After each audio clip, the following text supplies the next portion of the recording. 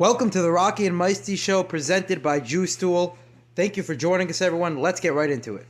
You're completely missing the boat, Amr. You're at the wrong dock. I'd have to say this. If he's looking to go to a new team, the last thing he wants to do is be like, oh, I'm not playing. No, he's got to show up. And he's got to show the Browns, you just lost $250 million by not playing, by not giving me that money. You're going to give it to him? Go for it. This is crazy. Tyreek Hill going to the Dolphins for 5 picks. Second to position.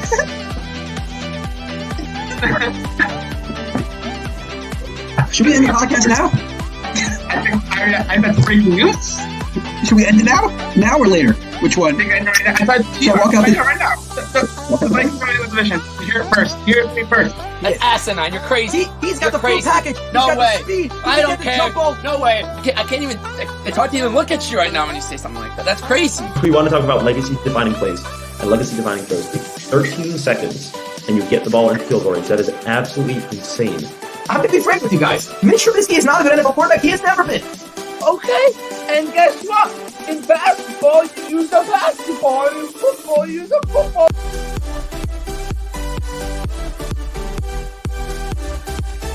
All right, here we are in the Rocky and Meisty Show.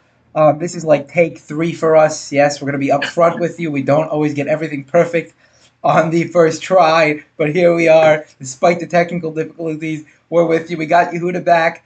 It's been a few months, but Yehuda is back in full force, ready to do some predictions, Yehuda. Here we go. We got the AFC. We're going to change it up a little. I know we've been doing the AFCs and the NFCs together, but today we're going to do the Souths, the South divisions. We're going to do the AFC South followed by the NFC South. So let's get started, Yehuda, with the AFC South. We're going to start right off with the Indianapolis Colts. Their over-under is 10 wins on the season. What do you think, Yehuda? Do they go over or do they go under? Yeah, listen, I almost forgot the name of the show. I've been gone for so long. But luckily I remember the right place to go. So we got 10 wins.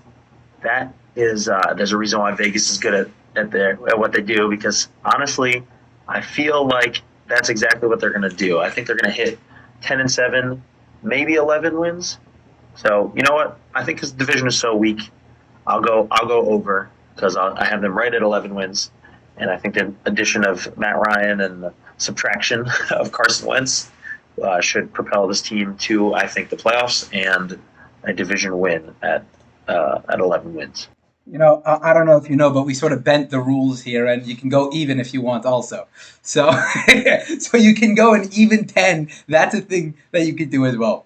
So, and in fact, I think, you know, when we're looking at the Colts, like you said, Matt Ryan obviously coming there, and they actually have a pretty good roster. They had a pretty good roster last year. Everything is above average. So I think, yeah, they're good enough to win 10 games. That's why I'm going to go put them in even 10, and especially because of the fact that they are in a weak division. People forget, by the way, Matt Ryan is a little older. He hasn't been playing at the level that we're accustomed to seeing him. You know, he has been getting progressively older and progressively worse, though he's still playing at a pretty good level, probably in the 10 to 15 range. But that decline should continue to happen unless he proves to us otherwise and has like a Tom Brady resurgence. But I'm going to go even exactly at 10. So we'll move on to the Tennessee Titans at 9, who were champions of the AFC last year, Yehuda, right? Champions of the AFC, and they only have an over-under of 9. What do you think about that? I actually think that's shooting them a little high. Listen, I've been gone for so long. I didn't know the rules about the over-unders, the even. So, yeah, it's good to know finding out live. Yes. But yeah, 9 wins for a team that I consider to be one of the worst 1 seeds I've seen in a long time last year, and I knew they were a little bit of a paper champion and not really deserving of that 1 seed. And then to see them lose in the first round, we saw. But 9 wins seems a little high, so I got to go under, especially with the pressure from Malik Willis being drafted on Ryan Tannehill. Ryan Tannehill said, you know, it's not my job to coach him, so it seems like he's feeling the pressure a little bit. He had a really tough time with those interceptions. And now they lost their best receiver, losing A.J. Brown. Still have Derrick Henry, but he's coming off an injury. Who knows? Getting older running back. I think they take a serious step back and are definitely going to be under 9 wins. That is very interesting. I actually think they're going to go over. I don't really see much competition in this division. I know people are banking on Trevor Lawrence's like surgence this year, and that might happen. It might not. Maybe it was just the coaching last year with Jacksonville. I don't know, but he wasn't exactly great last year. It's not like he's just going to come out of the gate and be this incredible, all-star quarterback. So I'm still banking on the Titans feasting on a bad division and winning over time. I know AJ Brown's a huge loss. It's a huge loss. Don't get me wrong. But okay, so AJ Brown, they'll lose three less. They'll win 3 games less than they did last year. And with that being said, I think they'll end up on the overside of 9. It'll be a very close division race between them and the Colts. That's how I see things playing out. Okay, so now speaking of which, we'll go to the Jacksonville Jaguars at 6.5 with the hype surrounding the former number 1 overall pick Trevor Lawrence. What you got for this one, Yehuda? Yeah, so this one's fun. We some people believe in Trevor Lawrence jump. Some people think it's going to take a little longer. Some people are already calling him a bust because there's no time to waste anymore. 1 year he's not good, and then he's gone apparently. But no, that's a little too fast. But I'm actually going to take the over here. I think they can get to 7 wins. I don't think I see them really winning any more than that. A good 7-10. I think Jacksonville would actually be happy. New Doug Peterson, new head coach. Maybe he can get the best out of him. I mean, there's a little fluky, but he did win a Super Bowl with Nick Foles, and he did guide that Eagles team to the number 1 seed, even with Carson Wentz. So I think he could probably get the best out of Trevor Lawrence. And I know that their offseason kind of felt like the Patriots from last year's, where they paid a lot of money for not very good players. Remember how the Patriots were paying Kendrick Bourne and Hunter Henry and Jonnu Smith, like guys that weren't deserving of top money, and then they got top money. The Jaguars kind of did the same with Zay Jones and Christian Kirk, giving him 18, 19 million a year, changing the entire receiver market. But anyway, they'll still an improvement a little bit, and I think the Jaguars themselves as well will improve to about 7 wins. So I'll take the over. Again, I'm going to disagree. I'm going to go under. Honestly, I just, I think people are expecting Trevor Lawrence to take this incredible jump. And by the way, it's very similar with the Ravens. People think Rashad Bateman's going to take this incredible jump. This happens with second-year guys all the time. Like they sort of have show a couple sparks in their rookie year, not really playing up to expectations, but show a couple sparks, and people, well, this is the year he's going to take that step, and he might. But the Jaguars still have a really bad roster. They're still a really bad team. And yes, a couple moves, they did improve in a couple aspects in the roster, no question, but they still have a really bad team. And until Trevor Lawrence proves that he can be that guy, I still think that the 6 range is probably the appropriate range for them. Then we'll go with the team with the lowest win, one of the lowest win totals, predicted win totals in the league. It's 4.5, the Houston Texans. And the reason 4.5 is so low, generally wouldn't be, but in a 17-game season, to predict a team to have 4.5 wins is really bad. So with that being said, Yehuda, what do you think about the Texans 4.5? So the AFC South actually is playing the NFC East, which some people, I consider the AFC South to be the weakest division in football. Definitely the weakest in the AFC. But some people consider, the NFC East to be a little weaker. But it's just bad on bad. But I think the Texans are even more bad. And on the way to their rebuild, they did get a great haul for Deshaun Watson, especially if, as we're recording this, his ruling will be out within a day or two. Especially if he's suspended for like a year or so and then he's not playing football for 3 years, to get a bunch of first-round picks for a guy who's out of football for 3 years. It's a pretty good haul, and it's a good start for the rebuild. But I like Davis Mills, but he's fine. Like the roster isn't that good. They're building with some young guys and like their corner, Derek Stingley, but they just seem like a bad team. And I think 4 wins is right about where they're going to win. How many they're going to win. So I'm going to take the under. This one, they could win 5. Like, this isn't something that I would put a lot of money on, but I'd probably take the under on 4.5. Yeah, it's hard to put a lot of money on a win total like this, 4.5. It's like you don't have to be that good, but no, in reality, you have to not stink to win over 4 games. And the Texans just stink. I mean, they're in a rebuild mode. That's just what it is right now. They're not denying that. That's the trading for Watson and getting that whole haul. And Davis Mills is not the answer, obviously. He's a good, interim quarterback till they find someone else. But, yeah, I agree with you. I'm going to go with the Texans going under 4.5. Just, again, too many holes in that roster. I honestly, I was looking at it this offseason. I was trying to find when we did our most underrated players from each team. It was very hard to find an underrated player in the Texans because they don't have a lot of talented players. But I'm sure that'll change in a few years again. The football rebuild is not as long as the baseball rebuild. Like, you don't have to wait 5 years to be good again. They could be good again in 2 or 3 years if they do things right and everything falls into place for them. Okay, so let's move on to the NFC South, and I guess I'll start with the teams this time. So that'll give you something to feed off of, right? Sort of, it goes both ways. Which one's better, to start or to go second? So I'll start. We're gonna go with the NFC South right off the bat. We're gonna go with Tom Brady on retiring and the Bucs. The Bucs over under is 11.5. And I think it's safe to say they'll go over. I know it's a cliche thing to say. Tom Brady's coming back, but again, now that Sean Payton is out of the division and Drew Brees is out of the division and Matt Ryan's out of the division, Baker Mayfield is in the division. I think that this is really the Bucs. I mean, this is like they are looking at this division and they are just saying, "Wow, this is fantastic. This is like dessert." And will they sweep the division, win 5 games? I don't know, but at the end of the day, again, they're in the weaker conference and they're in the weakest division. But debatable if it's one of the weakest divisions for sure. So with that being said, I'm liking the Bucs go over 11.5. What do you think, Yehuda? Honestly, yeah. I mean, I forgot about this. I forgot how bad this division is. Correct. And you said they're going to go 6-0. They're not. They're going to go 4-0 against the Panthers and the Falcons, and then somehow lose both games to Jameis Winston right. and Dennis Allen of the Saints, but still end up with over. You said 11.5 is over. 11.5. 11.5. Yeah, and still end up with 12 or 13, maybe even 14 wins. Yeah, Tom Brady can sleepwalk through this division. He saw Russell Wilson get traded. He did see Aaron Rodgers stay in the NFC. He saw Russell Wilson get traded. He saw Matt Ryan get traded out of the division. He saw Drew Brees retire, and he's like, I just have to show up when we're going to win 10 games and win this division. I think they're still going to win more than that because I think Brady's going to put in a little bit of effort, and they're going to win 12 to 14 games. But there's not a lot of competition in this division, and there's not even that much competition in the NFC for Brady to make a big push to the Super Bowl. So, yeah, Bucs easily winning this division and somehow going to figure out a way to lose at least one to the Saints. Yeah, right. So we'll see. Right, even though the Saints are not even as good as they were last year, and they weren't that good last year. But yeah, no, I think somehow the Saints, we're in the playoff race till the last week of the season, and we're talking about their starting quarterback, who's a mediocre quarterback, Jameis Winston, got injured halfway through the year, and yet they still somehow remained in that race. So the Saints, speaking of which, their over under is 8. We're going to give them an over under of 8. And honestly, when we look at the Saints, like their team isn't that good.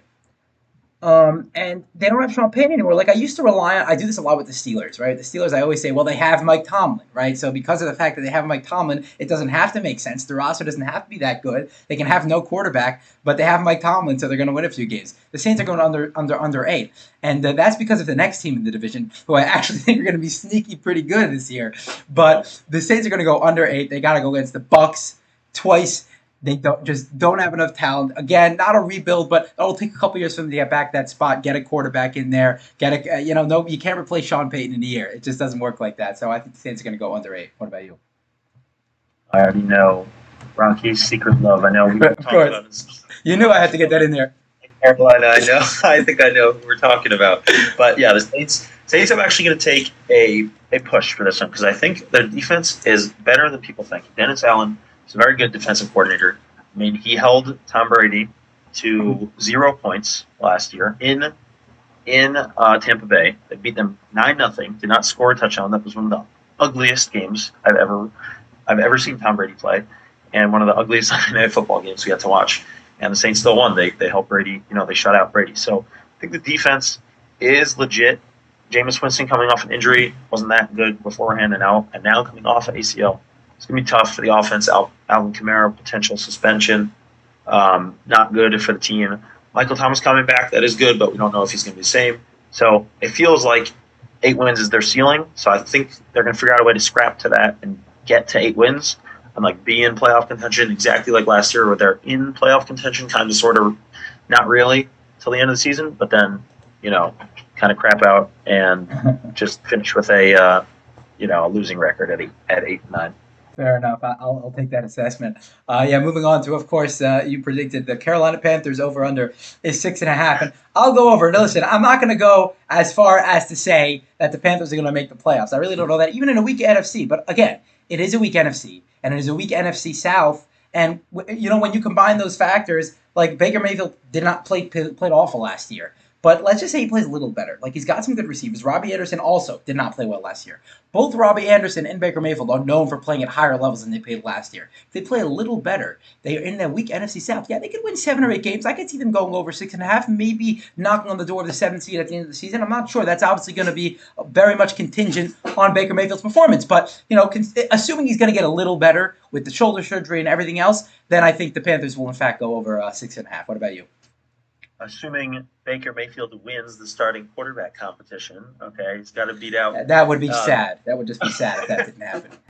Yes, that would be very sad. But absolute stud Sam Darnold. He's right. Ghost.